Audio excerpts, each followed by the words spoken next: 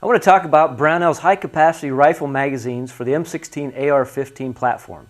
These magazines are made by Brownells right here in the state of Iowa. Basic maintenance on these magazines are simple. From time to time you want to take them apart, inspect the components inside, and over a period of time you may want to replace the springs or followers or your floor plates if you find any damage. Disassembly is simple.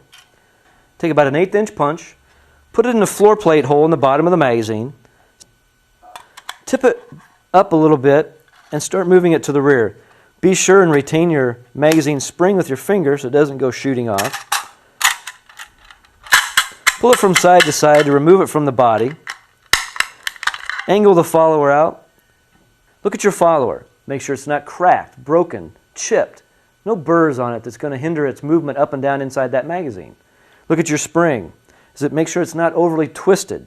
Make sure it's no cracks, breaks. As you're disassembling the magazine, look to see if there's any components that have fallen out, a piece of a follower, a piece of a spring.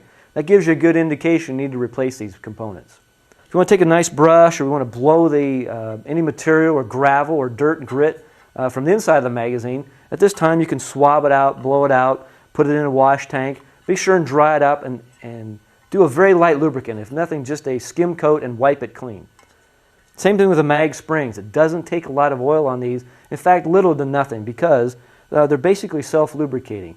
If you put too much lubricant in these magazines, it just gathers dirt, dust, sand, and grit. That can hinder reliable feeding later on. To reassemble, very simple. Be aware, it does go in only one way. You may have to twist and turn the follower a little bit to pop it in the magazine.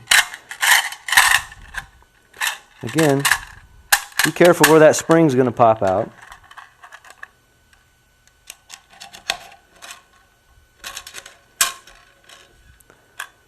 Slide that floor plate back in, make sure it's retained in the rear, and that's basically it for simple maintenance for the Brownells magazines.